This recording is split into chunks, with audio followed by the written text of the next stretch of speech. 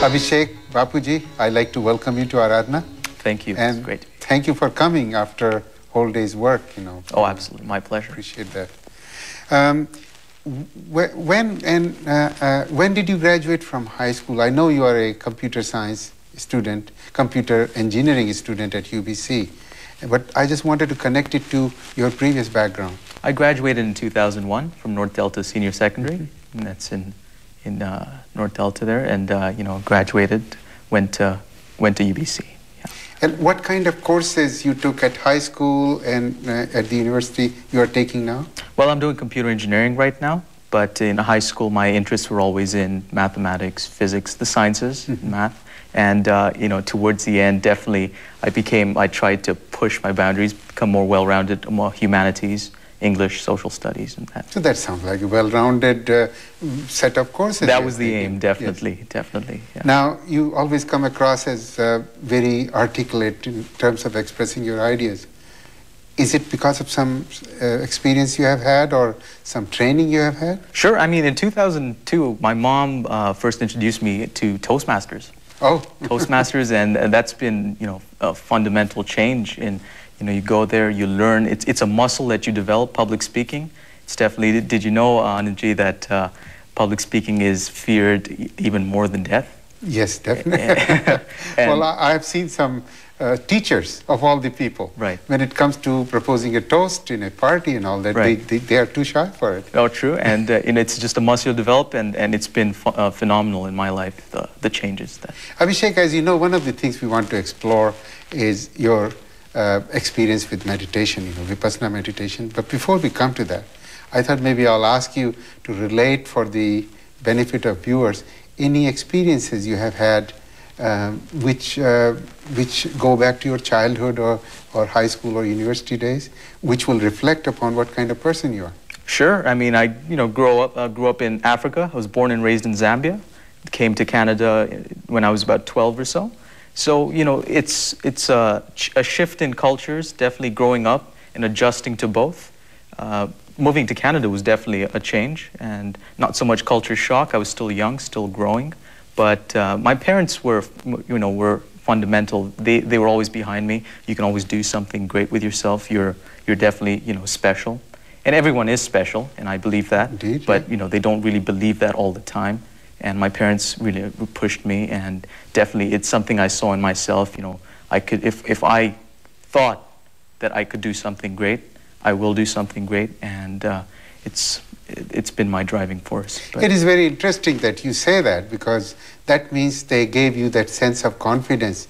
They validated that sense. Sure. And it really is very important compass we all need in our life. Yes. Yeah. Yes. Now, tell me that at one time you expressed that your calling is to help people and influence them in a positive way. What do you mean by saying that? Well, I believe that there's opportunity. There's opportunity to be taken. There's abundance of opportunity to create a system that can help, you know, millions of people. Now, it's been done before. And the only thing that can hold us back is really ourselves, I believe, to not grab that opportunity. So that's really one of my callings, and definitely long-term goals is to help, you know, millions, definitely millions and maybe even billions, but definitely help a lot of people create a system that can do that, and that is self-supporting. So. You have to become almost an entrepreneur to go in that direction, and it's a very noble goal. No, I think ownership is key. Ownership is one of the key driving forces. That's how, you know, the people I like to think about, you know, as successful in a financially, in a spiritual way. They've taken ownership of a system. They've created a system. They've taken ownership for the outcomes of that. And it's been a self-fulfilling prophecy of success. So. And that gives them the force by which they can drive toward that goal. Sure, sure. So what is the driving force behind you? It's definitely, you want to use everything that's inside you. It's intangible, but you feel, you know, I have a desire to not only, you know, to be a successful, it's a selfish need to help people. I want to do it for myself, but, you know, it's going to help millions of people. But it's a selfish need to help a lot of people. Well, this desire will expose you to all kinds of experiences, and eventually those experiences will help you guide yourself that Sure. way. And even though you use the word selfish, I don't think it is totally selfish, because your energies are being directed towards society to help them True. to be better.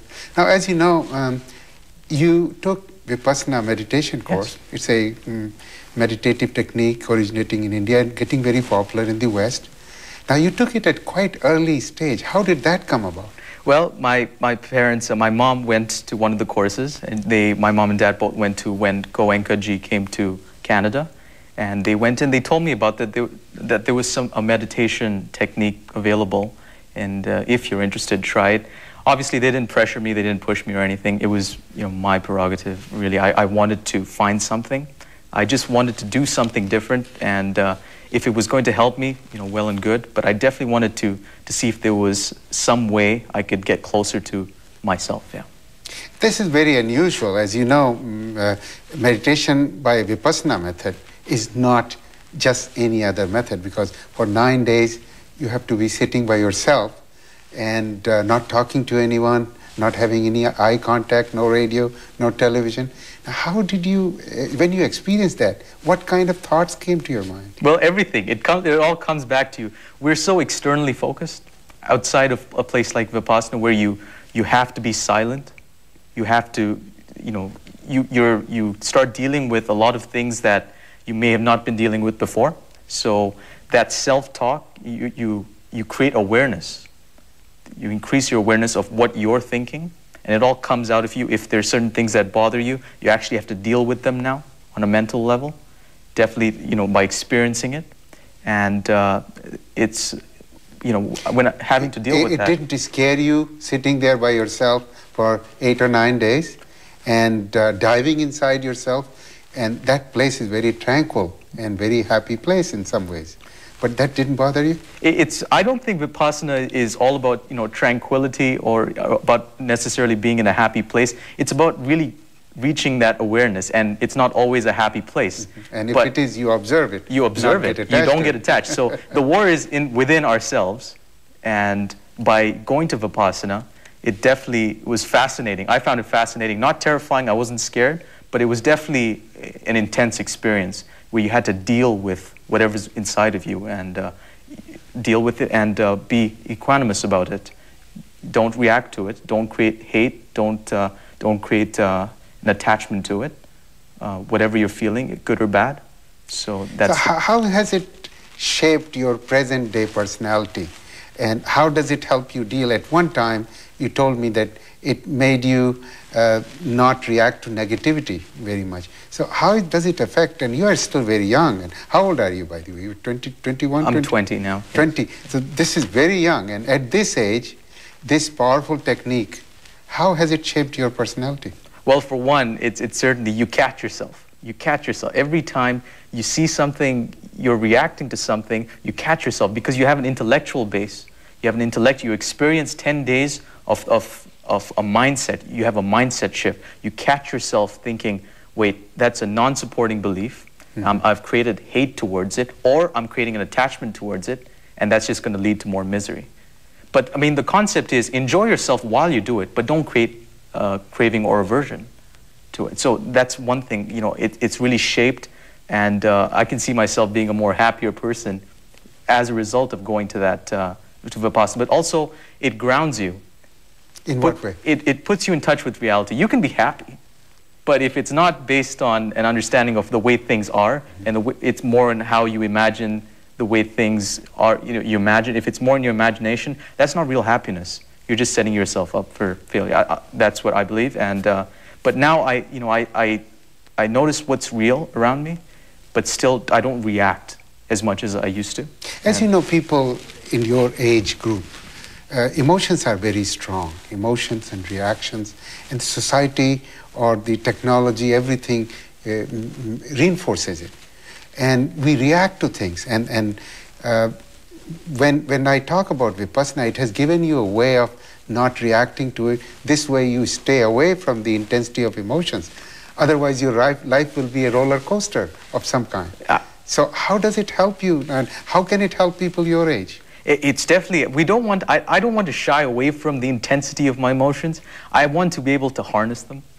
and this is an ongoing process. It's not something, and the enlightened people know how to master their emotions, use that intensity, but it's ongoing, and you know, I choose to harness that intensity towards a cause that's supportive of my life goal, really to create that system to help a lot of people. So will you recommend this technique of meditation, which is well documented in terms of all kinds of benefits, but will you recommend it to people your age, young adults your age, to experience this meditation technique? Yeah, definitely, because just the intellectual, even from an intellectual perspective, but you know, we get intellectual knowledge, good knowledge from a lot of sources. We read books, you know, Napoleon Hill, Think and Grow Rich, a lot of books out there that tell us about the right way of thinking, but to experience it in a 10-day camp, where you go and actually experience it. The experiential truth, I believe, is the most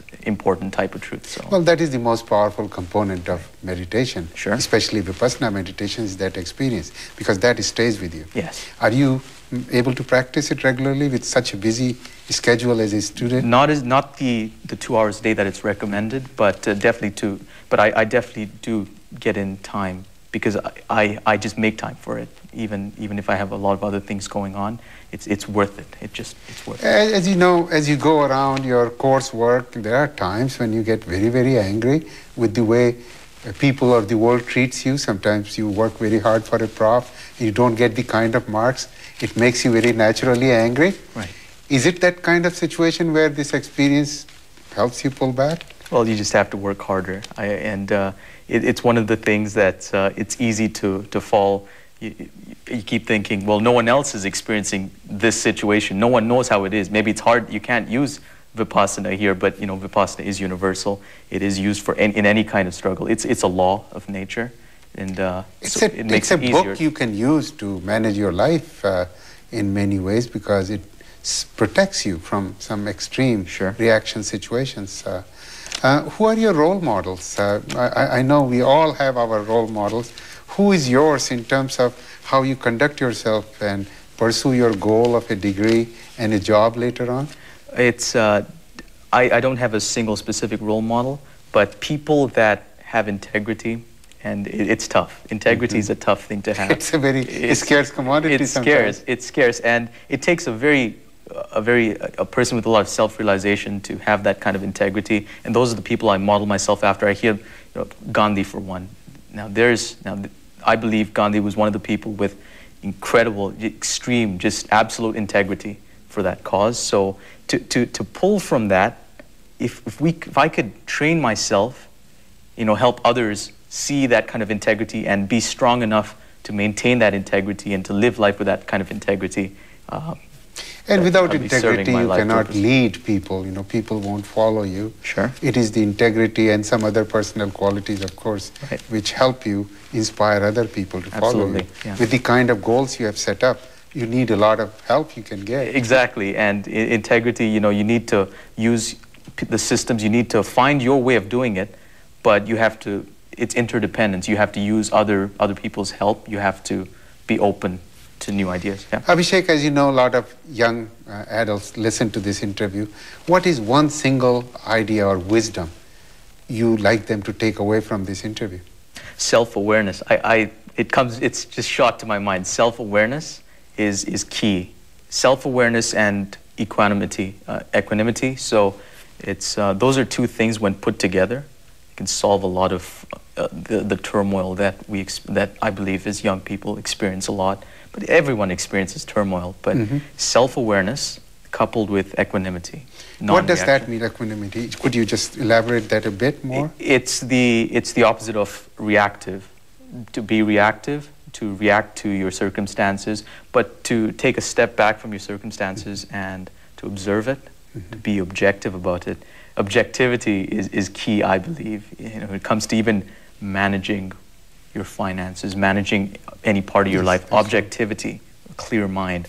And it's tough to do that when you're not equanimous about it. It gives you full control of your mental faculties without disturbing your equilibrium. That's right. Then you can make better judgments. Yeah, exactly. Yeah.